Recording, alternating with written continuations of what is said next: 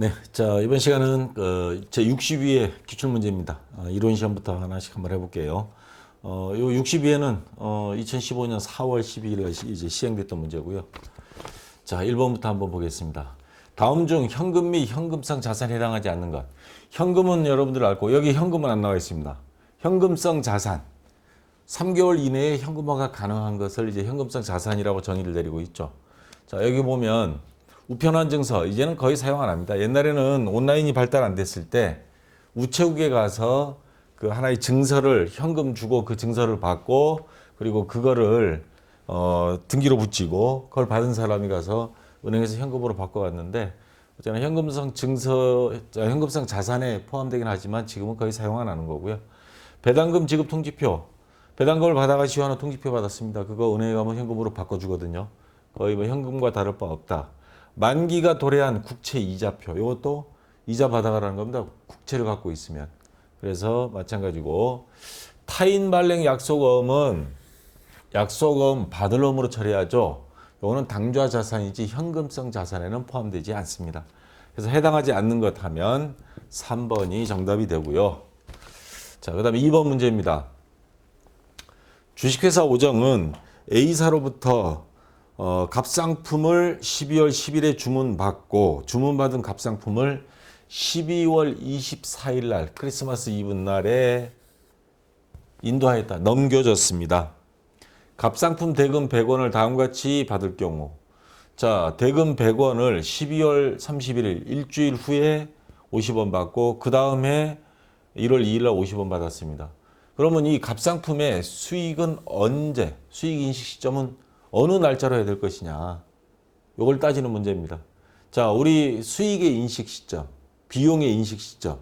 비용은 지출했을 때 뭐 대부분 다 인식되고, 자, 수익의 인식 시점은 인도했을 때입니다. 상품을 넘겨줬을 때. 그러면 12월 24일이 장부상의 수익으로 인식이 돼 있어야 되고, 그러면 요 12월 31일과 요거는 뭐냐? 외상매출금은 수금한 것 뿐이에요.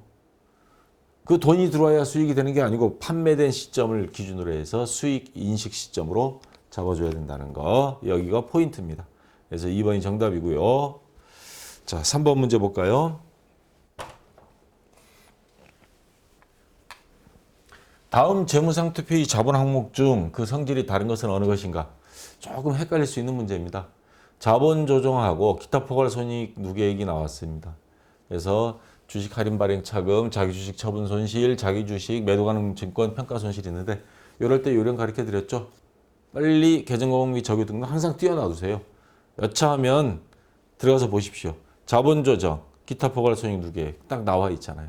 여기 자본 조정 이거 클릭하면 되니까. 자, 주식 할인 발행 차금 여기 381번 자본 조정입니다. 자기 주식 처분 손실, 자기 주식 있어요. 3번. 요거 있고. 그 다음에 자기 주식 처분 손실도 여기 있습니다. 이거는 자본 조정. 자본 잉여금, 이익잉여금에 못 들어가는데 자본 잉여금에 더하거나 빼는 항목으로 넣은 겁니다. 자본 잉여금이라고 보기에는 좀 애매하고 그렇다고 자본과 관련된 항목인 건 맞고 더하거나 뺄 때 여기 보면 차감, 증가, 차감 이렇게 성격이 돼 있잖아요. 그래서 자본 잉여금에서 자본에서 추가하거나 빼거나 이런 항목이 다 있고 매도 가능 증권 평가 이익 또는 손실 여기 있습니다. 평가 이익이니까 394번이네요. 기타 포괄 손익 누계액입니다. 이익잉여금 항목에는 안 들어가지만 이익의 포괄적으로 봤을 때는 이것도 평가 이익 손실 더하거나 빼거나 한다는 항목입니다. 그래서 여기서 성질이 다른 것. 자, 이거는 요령으로 지금 그냥 한번 해봤습니다. 이렇게 해서 4번을 선택해 주면 되겠습니다. 4번 문제요. 자, 다음은 재무회계 개념 체계에 대한 설명이다. 회계의 기본 과정 공존 중 무엇에 대한 설명인가? 기업 실체는 그 경영 활동을 청산하거나 중대하게 축소시킬 의도가 없을 뿐 아니라 청산이 요구되는 상황도 없다고 가정된다. 말이 참 어려운데 한마디로 표현하면 기업이라는 거는 기업을 만들 때 나 요거 한 2년 정도 하면 망할 것 같아. 그렇게 예측하고 사업 시작하는 사람 없죠. 기업은 자기는 지속적으로 영원히 나중에 아들한테 물려줄 거야. 뭐 거기까지는 아닐지언정. 자, 중대하게 축소시킬 의도가 없으면 생산 요구되는 상황도 없다고 가정하고 난 잘 될 거야. 그리고 뭐 보면 요즘 자영업자들 뭐 3년 버티는 게 10%나 20%도 안 된다 그러더라고요. 어쨌거나 이거는 무엇에 대한 내용이냐? 계속 기업의 가정하에서 나온 겁니다. 우리 기업은 계속 된다는 전제 하에서 운영한다 이 말이죠. 뭐 연결재무제표, 발생주의, 원래 비용은 원래 내년 건 내년에 이런 뜻이고 기업 실체의 가정하고 조금 헷갈리죠. 왜? 앞에 이 기업 실체란 단어가 들어가 버리니까. 자, 요거 제가 보충 설명을 좀 할게요. 기업 실체의 가정이란 기업의 재산과 대표자의 재산과는 같지 않다는 것이다. 물론 개인 기업은 거의 사장님이 돈을 마음대로 빼고 담고 하죠. 개인 기업에서 대표자의 재산세를 납부해 줬다면 뭐 인출금, 현금 이렇게 하고. 근데 회사에서 회사의 재산세를 납부했다 그러면 세금과 공과로는 정식 판매비와 관리비로 이렇게 기록을 합니다. 다시 말해서 회사의 재산이 비용으로 인정해 주는 겁니다. 그러나 개인 대표자의 재산세는 개인이 재산이고 비용으로 인정하지 않는다. 다시 말해서 기업은 개인과는 별개다. 물론 이게 상당히 중요합니다. 그래서 여러분들 중에 혹시 나중에 대학 가서 주식회사의 특징에 대해서 공부하면 주식회사는 전문 경영자 제도 이런 게 있습니다. 주식회사의 특징 중에 가장 큰 게 자, 소액주주 제도 뭐 이런 것들이 있는데 전문 경영자가 운영하는 게 맞는 거죠. 우리나라는 대부분 2세, 3세들한테 자꾸 물려줘 버리는데 자, 어쨌거나 기업 실체다 하는 건 기업은 별도의 하나의 인격체로 본다. 특히 법인인 경우에는 사장님이 마음대로 돈을 뺐었다가는 그거는 상법에서 이제 법을 위반하는 게 되는 겁니다. 회사 돈입니다, 그거는. 자, 그렇다는 거. 그래서 여기서 기업 실체는 기업은 개인과 별도로 하나의 형태로 본다라는 내용이고 그 기업이 어쩌고저쩌고 계속 기업이다 라는 뜻입니다. 그래서 1번에 대한 설명입니다. 계속 기업이 가정. 됐고요. 5번 문제. 제품의 제조와 매출에 관련된 자료가 다음과 같을 경우에 매출 총이익이 아니고 총이익률입니다. 퍼센트를 구해라 이 말이에요. 매출 총이익률은 자, 매출 총이익을 매출액으로 나누면 됩니다. 예를 들어서 매출액이 100만 원인데 매출 총이익은 50만 원이다 하면 매출 총이익률은 50%가 되는 거예요. 매출액 대비 매출 총이익이 몇 퍼센트냐 이런 말이죠. 뭐 대부분의 대기업들은 뭐 0.3% 이렇게 이야기하는데 자 그러면 지금 문제 보면 매출액은 있어요. 그럼 매출 총이익만 계산하면 금방 나오죠. 근데 매출 총이익을 계산하려면 우리가 어떻게 계산해야 돼요? 매출 총이익은 순매출액 마이너스 매출원가죠. 자, 순매출액은 여기 있습니다. 이거 50만 원. 매출원가를 그럼 구해야 된다는 소리가 나와요. 자, 우리 전산회계 2급에서는 매출원가 하면 어떻게 했어요? 기초상품 재고액 플러스 단기 매입액, 단기 상품 순매입액입니다. 그 다음에 기말 상품 재고액. 자, 요렇게 했는데 지금 여기는 제품이 나왔습니다. 다시 말해서 직접 제품을 제조해서 만들어서 판 회사예요. 제조업체입니다. 그러면 요 매출원가 공식이 바뀝니다. 기초 제품 재고액, 상품이 아니고 이제 제품으로 바뀝니다. 플러스 우리가 매입하는 게 아니고 만드는 거죠. 단기 완성품 또는 제품 제조 원가가 되고 마이너스 기말 제품 재고액으로 바꿔주면 됩니다. 그냥 상품을 제품으로 바꿔주고요. 또 하나 단기 순매입액이 없습니다. 제품을 직접 우리가 제조하는 데 들어간 모든 비용, 단기 제품 제조 원가 이걸 계산해야 되는데 이 자료들은 여기에 있습니다. 기초 제품 재고액 여기 4만 원 있고요. 자, 여기다 적겠습니다. 4만 원. 플러스 요건 아직 이제 계산해야 되고 기말 제품 재고액 제품 여기 있네요. 9만 원. 9만 원. 그럼 이제 단기 제품 제조원가만 구합니다. 근데 문제는 단기 제품 제조원가가 공식이 좀 복잡하니까 문제죠. 자, 제가 요걸 참고로 보여드리겠습니다. 매출원가 공식 밑에 겹쳐져서 나오는데 당월 제품 제조 원가에서 월초 제공품 재고액 플러스 당월 제품 제조 원가 마이너스 월말 제품 재고액 매출원가 이게 나오고 당월 제품 제조 원가는 어떻게 구하느냐? 재료비, 노무비, 경비 합친 단기 총 제조 비용이라고 합니다. 요거와 당월 제품 제조 원가하고 헷갈려 하시는 분들이 굉장히 많아요. 이거는 이번 제품 만드는 데 들어간 모든 원가, 재료비, 노무비, 경비, 제조관제비를 다 합친 금액을 총 제조 비용. 근데 여기는 당월 제품 제조 원가. 이 제조자가 들어가니까 헷갈리는데 여기에 지난달에 만들다 남은 월초 제공품을 더하고 월말 제공품을 빼주면 자, 당월 제품 제조, 완성품 제조 원가가 말합니다. 그래서 요거는 제품이란 단어가 들어간다는 거 맨 밑에. 그래서 총 제조 비용에 그래서 당월 총 제조 비용 여기 나왔네요. 월초 제품 더하고 월말 제품 빼면 당월 완성품 또는 제품 제조 원가가 된다 이 말입니다. 그럼 요거에 맞춰서 한번 볼까요, 다시? 자, 판매 부대 비용 이거 뭐 필요 없고요. 이거 매출액에 들어간 거고. 당월 총 제조 원가, 당월 총 제조 비용 32만 원. 요걸 말하는 겁니다. 재료비, 노무비, 경비, 제조관제비 다 들어간 게 당월 총 제조 원가입니다. 여기에 월초 제공품, 기초 제공품은 더한다 그랬죠, 아까. 더하고 뭐는 빼요. 기말 제공품 5만 원은 뺍니다. 빼면은 요게 바로 뭐가 되느냐? 당월 단기 제품 또는 완성품 제조 원가가 되는 겁니다. 32만 원에 3만 원 더하고 5만 원 빼면 그러면 이 말은 30만 원 되네요. 그러면 단기 제품 제조 원가는 30만 원. 자, 이거 다 하면 얼마가 나옵니까? 4만 원 더하고 43만 원에 9만 원. 그러면 20 얼마죠? 이게 몇 번 문제예요? 5번 문제. 자, 해서 계산하면 나오네. 25만 원 맞나요? 9만 원 빼고 25만 원 맞네요. 매출원가는 25만 원. 그러면 순매출액 마이너스 매출원가 25만 원. 그러면 매출 총이익은 25만 원이 나옵니다.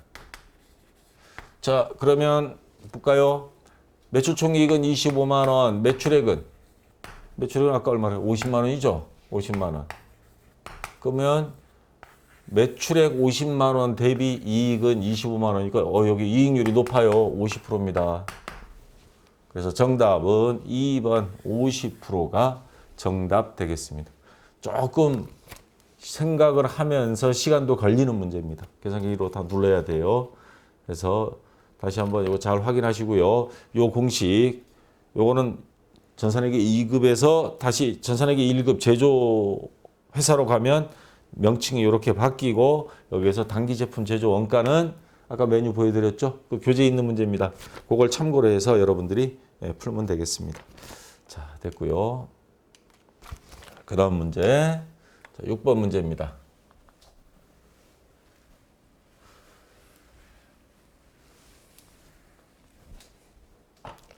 다음 개정 과목 중 분류가 다른 것.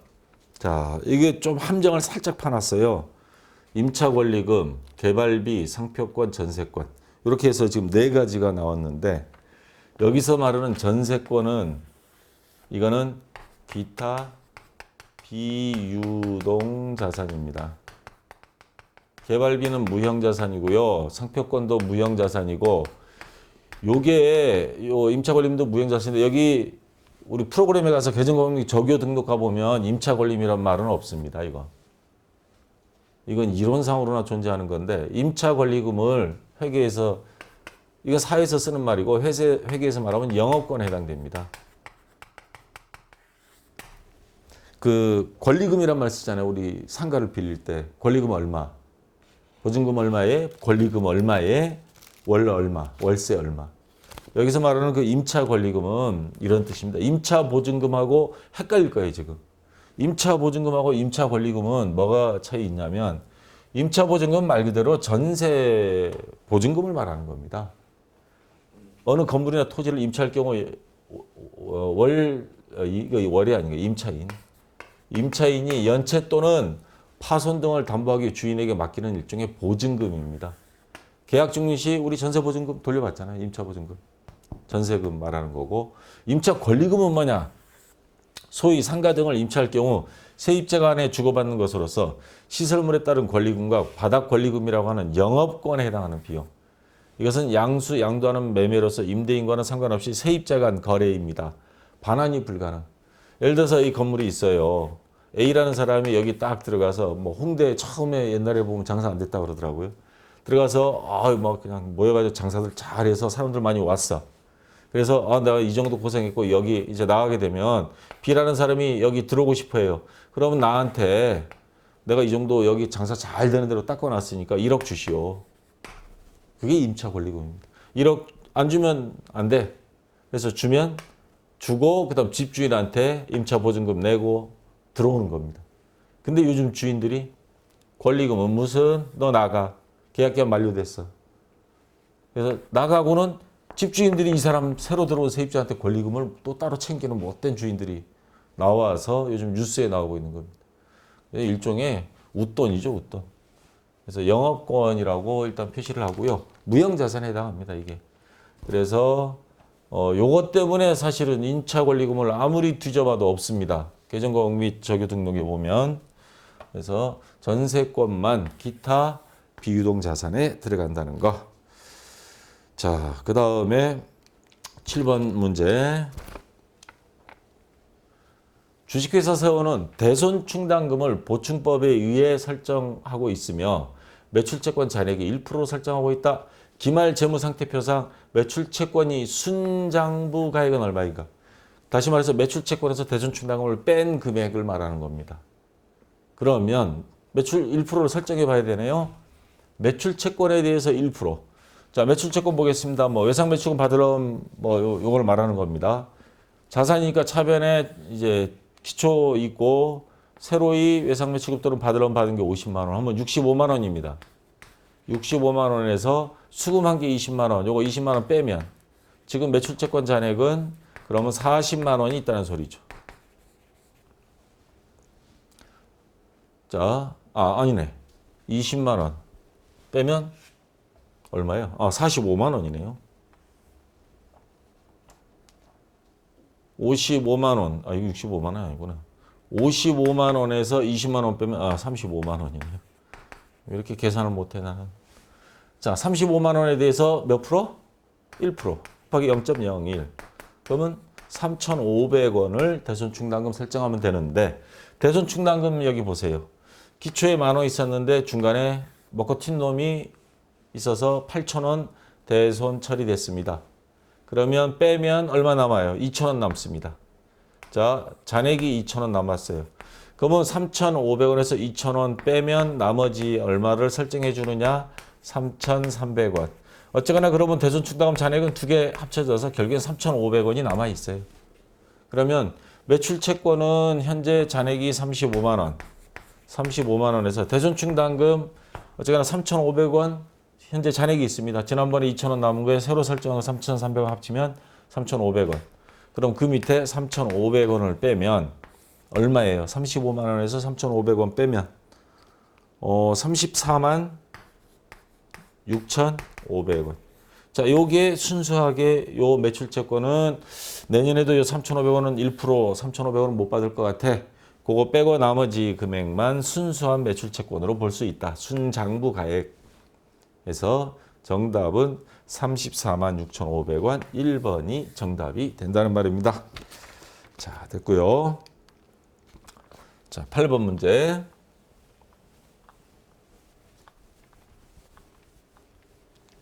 사용 중인 유형자산에 대한 수익적 지출을 자본적 지출로 회계 처리한 경우 재무제표에 미치는 영향으로 올바른 것. 자, 이런 형태 문제 자주 나오고 있죠. 최근 1, 2년 동안 이런 문제들 많이 내고 있습니다. 특히 2015년 경향입니다. 자, 유형자산에 대한 수익적 지출 뭐예요? 비용으로 처리해야 되는데 예를 든다면 유형자산이 건물이라고 치겠어요. 이 건물에 대해서 수리를 했으면 수익적 지출, 수선비로 해야 되는데 요거를 실수로 자본적 지출로 회계 처리했다. 다시 말해서 건물이란 자산 증가로 봐버렸어요. 재무제표에 미치는 영향으로 올바른 거. 지금 비용으로 해야 되는데 자산 증가로 해버렸어요. 그러면 자산은 과대 계산이 됐고 비용은 적어야 되는데 수선비 안 적었단 말이에요. 비용이 과소 계산됐습니다. 자, 그다음 뭐 당기순이란 말이 나왔으니까 비용을 적게 적으면 당기순이익은 많아져요, 적어져요? 당기순이익은 당연히 많아지겠죠. 비용을 적게 해버렸으니까 당기순이익은 과대 계산이 됐습니다. 자, 올바른 거 찾으라 그랬습니다. 자산에 과대인데 과소라고 보기가 나왔으니까 틀린 거죠. 자산 과대. 부채는 여기 뭐 있지도 않고요. 비용은 과소가 됐다 그랬죠. 여기 과대라고 했어요. 틀린 거고. 당기순이익은 과대 계산 맞습니다. 요거. 그래서 2번이 정답 되겠습니다. 자, 9번 문제 볼까요?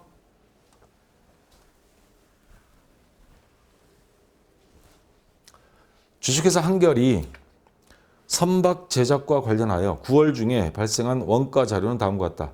A 선박이 단기 총 제조 원가는 얼마인가? 단 9월 중 제조관제비 발생액은 16만 원이며 직접 농업일 기준으로 제조관제비에 배부한다.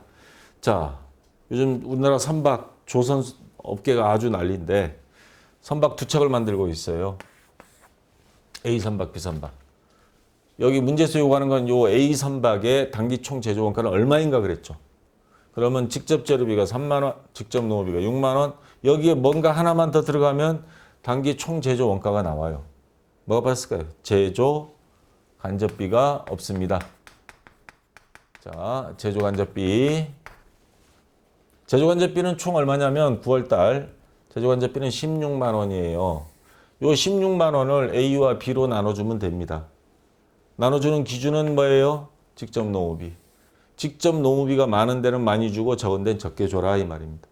자, 지금 교재에는 여러분들 정답 풀이는 전체 직접 농업비 20만 원에 제조간접비를 나눠가지고 그 비율을 이렇게 했는데 저는 이제 그 풀이 방식이 좋은 사람은 그렇게 보고요. 다른 방식으로 한번 해보겠습니다.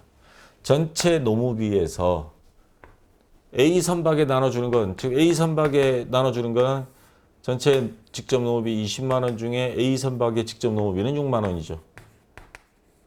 여기다 곱하기 제조간접비가 얼마예요? 16만 원. B 선박을 나눠주는 방식. 저는 이렇게 이제 풀이를 많이 하는데 전체 직접 농업비 20만 원분의 B 선박은 직접 농업비가 14만 원이에요. 곱하기 16만 원 제조간접비를 여기다 대입해서 하면 각각의 A와 B 선박의 제조간접비 배부액이 나옵니다. 저는 이 방식을 이제 좋아하거든요. 자, 그래서 이거 곱하면 한번 여러분도 계산기로 한번 해보세요. 그러면 6만 원 곱하기 16만 원 나누기 20만 원 나오네요. 48,000원. 제조간접비 배부액.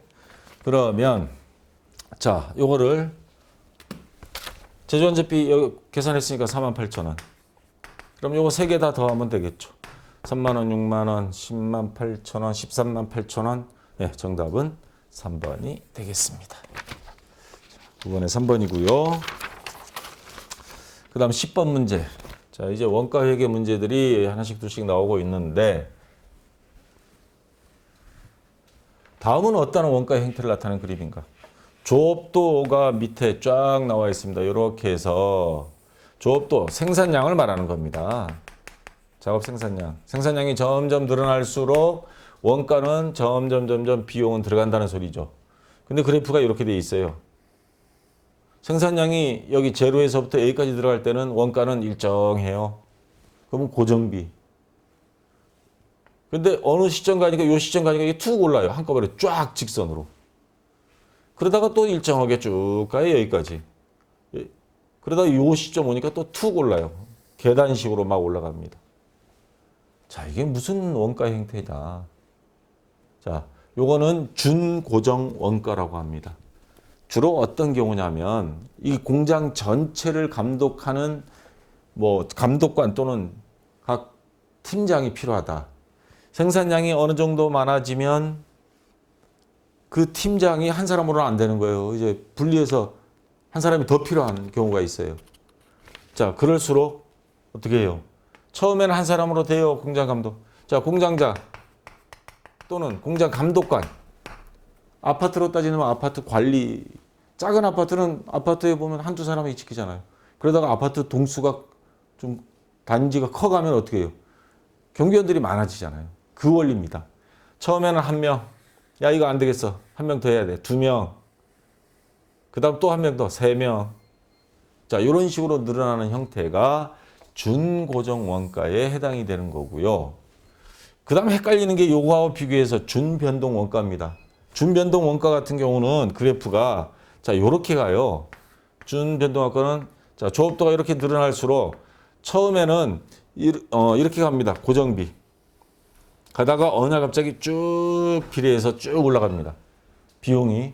이런 형태가 주로 어떤 데서 이게 생기냐면 전기요금 있죠. 전력비. 공장.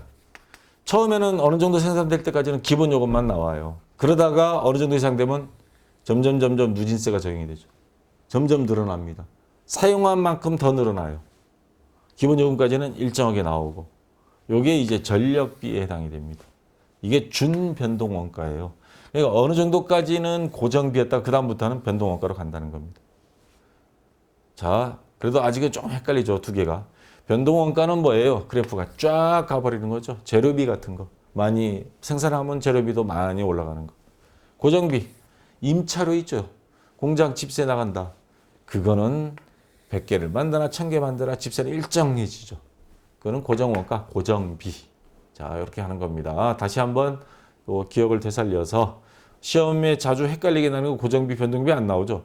준변동원가냐, 준고정원가냐 가지고 따집니다. 자, 됐고요. 11번 문제.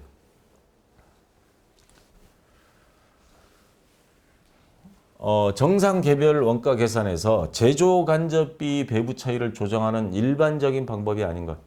자, 우리 제조 간접비 실제 배부법, 예정 배부법 배웠죠. 그래서 실제와 예정 사이에 제조 간접비 배부 차이가 생깁니다. 이거를 그러면 조정하는 것은 어떤 식으로 하느냐, 어디에다가 하느냐. 보통 일반적으로 매출원가에다가 많이 반영합니다.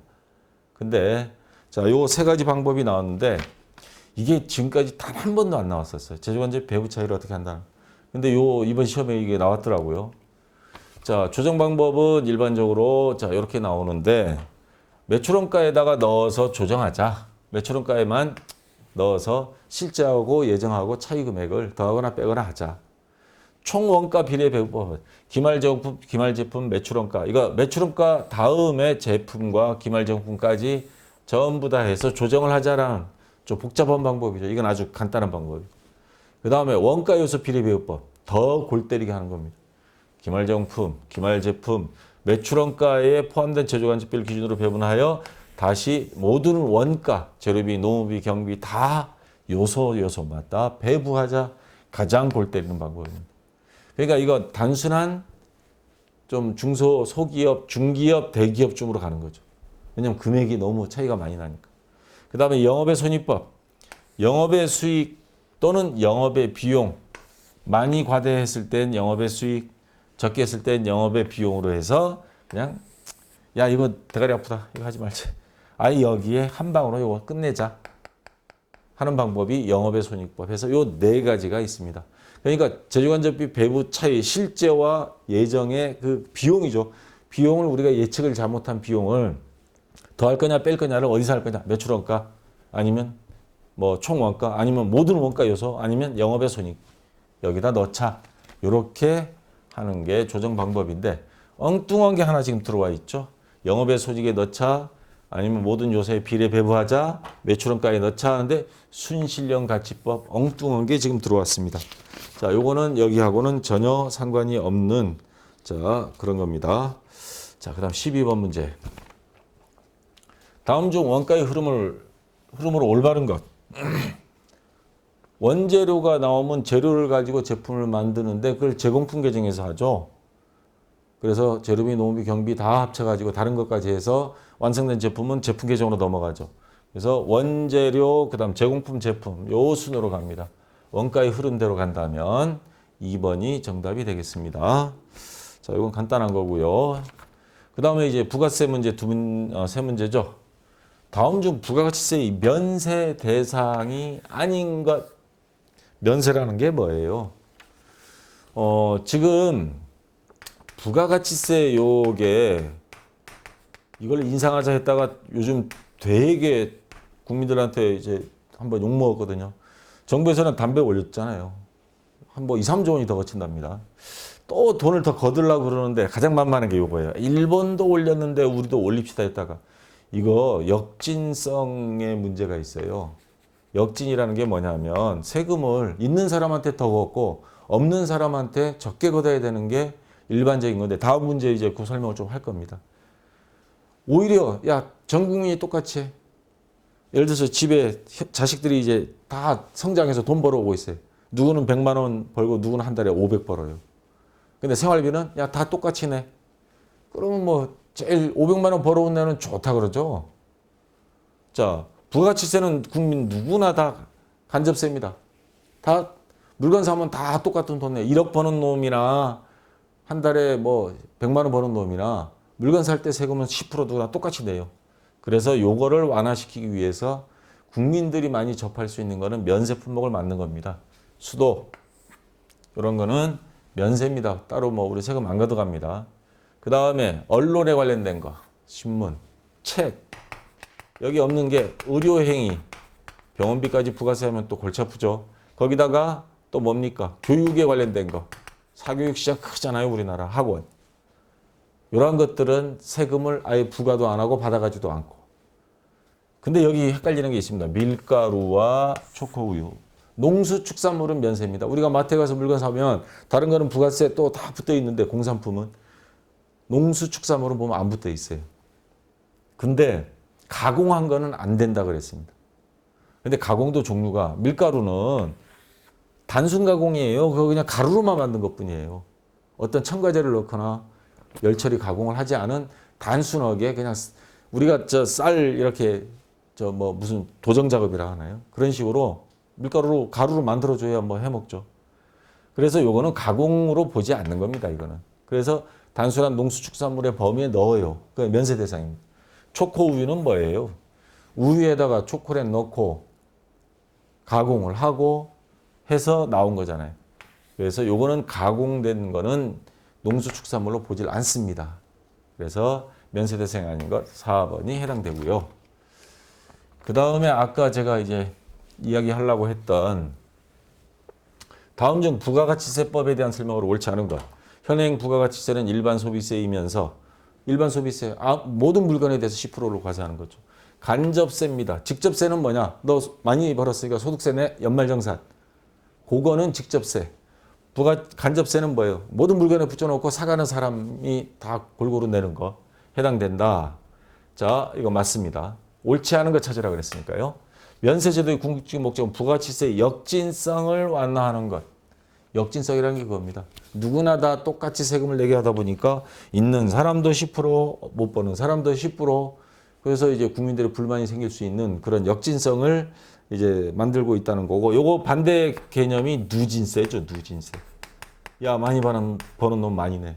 적게 버는 사람은 적게 내고. 대표적인 게 노무현 정부 때 만든 종합부동산세. 아파트 두 채, 세 채, 뭐 몇 억 이상 갖고 있으면 그러면 강남 쪽에 막 인터뷰가 나왔죠. 세금 폭탄 맞았다는 둥, 못 살겠다는 둥. 아파트 한 채 팔면 잘 살 것 같은데. 어쨌거나 누진세. 요게 많이 버는 사람한테 많이 하는 거. 역사는 반복이 됩니다. 우리나라 조선시대에도 보면 과전법이니 뭐니 해가면서 양반들 세금 좀 걷게 하려면 그 왕은 또 이 영모에 의해서 쿠데타 일어나서 왕이 쫓겨나는 그런 케이스도 있었죠. 자, 뭐 광해군도 그 중에 하나지만 어쨌거나 자, 역진성이 정부에서는 이렇게 해서 거두려고 지금 그러고 있습니다. 부가세 언젠가 또 인상될지 모르겠어요, 지금. 자, 궁극적인 목적이 맞습니다. 면세는. 그나마 다 이래버리면 안 되니까 아까 이야기한 면세 품목들 만들어서 요거는 아예 부가세를 이제 안 내도록 소비자들도. 그 다음에 네 번째 먼저 하겠습니다. 소비지국 과세 원칙을 채택하고 있어. 소비지국 과세 원칙이라는 건 뭐냐면 그 물건을 판매한 데가 아니고 사가는 놈이 세금을 내라. 그래서 수출재화 등에는 세금을 0%를 적용한다. 우리나라에서 외국 수출하는 거에 대해서는 수출 장려하는 목적으로 소비지에서 세금 물려 우리는 세금 안 물릴 거야 하는 거 맞습니다. 자, 현행 부가가치세는 3번 전단계 거래액 공제법을 채택하고 있다. 뭔가 맞는 듯 하면서 틀리겠습니다. 전단계까지 맞아요. 전단계 세액 공제법을 쓰고 있습니다. 거래액이 잘못된 겁니다. 이 단어가 아주 약올리게 들어가 있습니다. 전단계 거래액 공제법이 아니고 전단계 세액 공제법. 무슨 말이냐면 부가세 납부할 세액은 매출한 세액에서 매출액의 10% 매출 세액이라 그럽니다. 매출 세액 마이너스 매입 세액입니다. 자, 우리가 요 물건 하나 공장에서 사오면서 세금 냈어요. 부가세 대급금 100원 냈다. 근데 요걸 소비자한테는 200원에 팔았어요. 그러면 세금 10% 또 추가로 받죠. 부가세 예수금 200원. 그게 매출세액, 매입세액 빼면 대신에 내가 벌어들인 거는 100원을 벌었습니다. 그러면 100원 세금을 납부하는 겁니다. 그러니까 1,000원에 사온 거를 2,000원에 팔아서 1,000원 이익 봤으면 1,000원에 대한 10% 100원 요게 납부할 세액이 되는 겁니다. 자, 됐고요. 그래서 3번이 아까 정답입니다. 그 단어 장난 조금 친 거 그거 하나고요. 자, 그다음 15번 문제입니다. 다음 자료에 부가가치세 매출세액을 계산하면 얼마인가? 자, 부가가치세 계산 문제가 나왔습니다. 아까 공식 있죠? 전당의 세액 공제 공식. 부가가치세 매출세액을 계산하라 그랬습니다. 그러면 보겠습니다. 부가세 납부할 세액은 아까 어떻게 계산한다 그랬죠? 납부할 부가세 세액은 매출세액 마이너스 매입세액입니다. 지금 여기서 구할 거는 바로 요거예요. 매출세액. 그러면 요거 일로 넘겨버리면 바꿔 이야기하면 매출세액은 어떻게 돼요? 매출세액은 납부할 세액에다가 요 넘어가면 플러스가 되죠. 그래서 매입세액 이렇게 됩니다. 자, 하나 볼게요. 여기 보면 납부세액은 150만 원이다 하나 나와 있습니다. 자, 납부세액은 150만 원이다. 그럼 매출세액은 이제 요 매입세액만 구하면 됩니다. 이 자료 중에 발급한 세금계산서 중 영세율 세금계산서의 공급가액은 240만 원이고 매입과 관련된 영세율 세금계산서는 없다. 영세율은 0%니까 공급가액에 대해서 0%니까 이거는 뭐 아무 상관없는 문제예요. 세금이 전혀 부과 안 되는 거니까. 세금계산서를 받고 매입한 물품이 공급가액은 1,500만 원이고 매입세액이 그러면 이 중에 10%죠. 자, 매입한 거 매입세액 요거 10%니까 150만 원입니다. 근데 또 하나 있어요. 이 중 사업과 관련 없는 물품이 공급가액은 150만 원이 포함되어 있다. 이른바 우리가 불공제 매입이라는 불공이 150만 원 있어요. 그러면 이거는 빼야죠. 자, 요거에 대한 매입세액은 10%니까 150만 원인데 근데 이 중에 150만 원은 공제받지 못하는 거예요. 그러면 150만 원의 10%, 15만 원은 여기서 매입세액에서 요건 빼야 됩니다. 요건 빼야 돼요. 포함되어 있다. 그러면 이제 다 됐습니다. 그럼 매출세액은 얼마 돼요? 요거 150만 원에 15만 원 빼면 300만 원에 15만 원 빼고 그러면 얼마가 나오죠? 285만 원 나오나? 285만 원. 맞아요? 150, 300에 15만 원 빼면 285만 원. 그래서 매출세액은 285만 원. 1번이 정답 되겠습니다. 자, 이거는 문제를 헷갈리게 만든 거. 이거는 그냥 장식으로 갖다 놓은 거고요. 영세율은 0% 세금이니까 아무 상관없고 세금계산서를 받고 매입한 물품이 공급가액. 그러니까 상품을 매입했는데 세금계산서 받았습니다. 공급가액 1,500만 원이니까 부가세 10% 150만 원. 근데 이 중에 사업과 관련 없는 거는 공제 못 받죠. 매입세 공제 못 받는다 그랬죠. 그러니까 150만 원에 10% 15만 원. 그걸 뺀 나머지만 매입세액에 해당이 되는 거고 그걸 빼면 매출세액은 285만 원. 자, 이론 문제는 여기까지입니다. 자, 수고했고요. 그 다음 기출문제 실행 파일 준비해서 한번 예습하시고 다음 시간에 실무 시험 들어가 보도록 하겠습니다. 자, 수고했습니다.